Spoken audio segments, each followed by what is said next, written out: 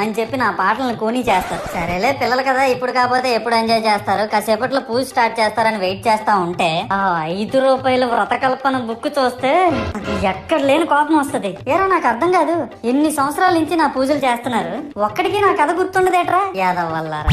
ఓ నా బుక్ లో చూసిన దాన్నైనా తిన్నంగా చదువుతారా అంటే అది ఉండదు. ఏదో బాగా అటర్ ఫ్లాప్ అయిపోయిన తెలుగు సినిమాకి రివ్యూ చెప్పినట్టు చదువుతారు ఒక్కొక్కడును. ఇంకా తర్వాత 9 రాత్రుల పాటు నాకు ఎన్ని సినిమాలు చూపించాలో అన్ని సినిమాలు చూపిస్తారా. ఇందులో ఫన్నీ పార్ట్ ఏంటంటే నేను ఎన్ని బ్యాచ్లను చూస్తాను తెలుసా. ప్రతి వీధి పందిరి దగ్గరికి తిరుగుతూ నా విగ్రహాలకు రివ్యూ ఇచ్చే బ్యాచ్ ఒకటి, ప్రసాదాల కోసం ప్రతి పందిరి దగ్గరికి తిరిగే బ్యాచ్ ఇంకొకటి. ఇంకా దరిద్రం ఏంటంటే నాకు కొట్టిన కొబ్బరికాయలు ఏమైనా మిగిలిపోయేమో వాటిని తీసుకెళ్లి పచ్చడి చేసుకుందాం అనే బ్యాచ్ ఒకటి.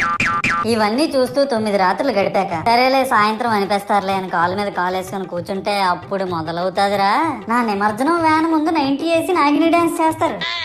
అంటే నాకు అర్థం కాదు, 9